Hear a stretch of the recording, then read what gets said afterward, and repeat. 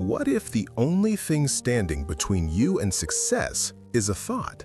Not your money, not your background, not your education, just a thought. One single belief you have been carrying for years. A belief that whispers quietly every morning, "People like me don't achieve great things." Today's story is about a young man who believed that lie. Stay with me until the end, because this story might change the way you see yourself forever. In a small mountain village, there lived a young man named Tariq. Tariq was 24 years old. He was intelligent, he was kind, he was hardworking. But Tariq had one problem that nobody could see from the outside. He believed he was ordinary, not special, not gifted, not destined for anything great, just ordinary. Every morning he woke up, looked in the mirror and thought, "People like me don't achieve great things. That kind of success is for other people, not me." And so every day, he lived small. He worked a small job. He dreamed small dreams. He took small steps. Not because life gave him small opportunities, but because his mind had built a small cage around him. And he had been living inside it for so long, he forgot it was a cage at all. One autumn evening, Tariq was sitting alone by the river outside his village. He was watching the water flow. An old man came and sat beside him quietly. The old man had kind eyes and simple clothes. After a long silence, the old man pointed at the river and said, "Do you see that water?" Tariq nodded. "Where do you think it is going?" Tariq shrugged. "To the ocean, I suppose." The old man smiled. "Yes, but look closely. Do you see how it moves?" Tariq looked. The river was not straight. It bent around rocks. It split around islands. It slowed in shallow places. It rushed through narrow gaps. It faces obstacles every single moment, said the old man. But does it ever stop and say, "I am just a small river. I cannot reach the ocean"? Tariq was silent. "No," the old man continued. "It never questions its destination. It simply keeps moving. The river does not doubt what it is. It just flows." Tariq thought about those words all the way home. That night, he could not sleep. He picked up an old book his father had left him years ago. He had never opened it. The title was simple, "As a Man Thinketh" by James Allen. He opened to the first page and read, "A man is literally what he thinks. His character is the complete sum of all his thoughts." He put the book down. He picked it up again. He read it again. A man is literally what he thinks.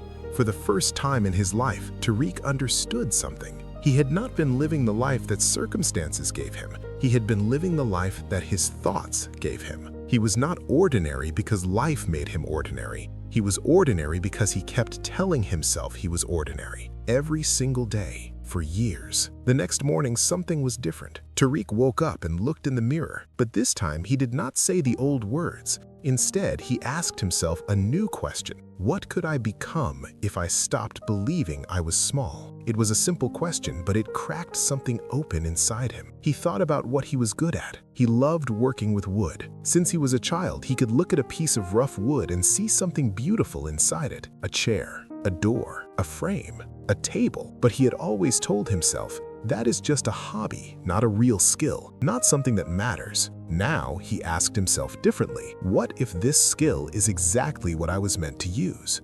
He started small. He made a simple wooden frame and sold it to his neighbor. His neighbor showed it to a friend. The friend asked for a table. Tariq made the table. The friend showed it to someone else. Word spread quietly through the village. 6 months passed. Then a year. Tariq was no longer working his small job. He was running a small woodworking workshop from his home. People came from neighboring villages to buy his work, not because he suddenly became talented. He had always been talented, but now he believed it, and that belief changed everything. 2 years later, a merchant from the city visited the village. He saw Tariq's work in 3 different homes. He tracked Tariq down and knocked on his workshop door. "Who made these pieces?" he asked. "I did," said Tariq quietly.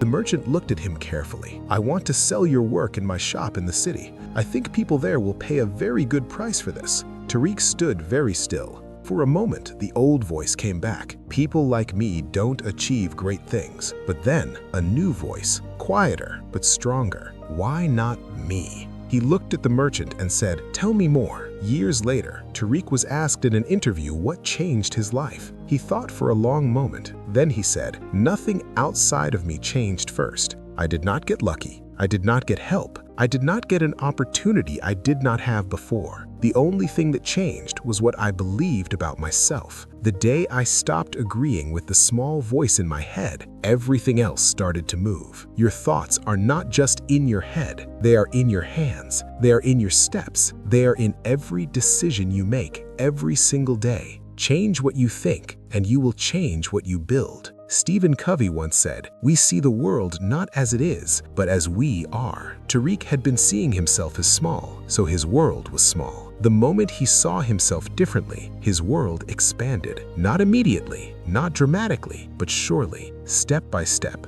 day by day. The lesson: you are not what happened to you. You are not what people said about you. You are not even what you have done so far. You are what you believe you can become. Viktor Frankl survived the darkest places in human history and said, "Everything can be taken from a man, but one thing, the freedom to choose his attitude. Nobody can take your thoughts from you. Nobody can lock your mind. The cage you are living in only exists if you keep believing in its walls." So before you close this video, I want you to ask yourself one question. What have you been telling yourself that is not true? Because the moment you stop believing that lie is the moment your real life begins. If this story touched something inside you, share it with one person who needs to hear it today. And if you are ready for the next story, it is waiting for you right here.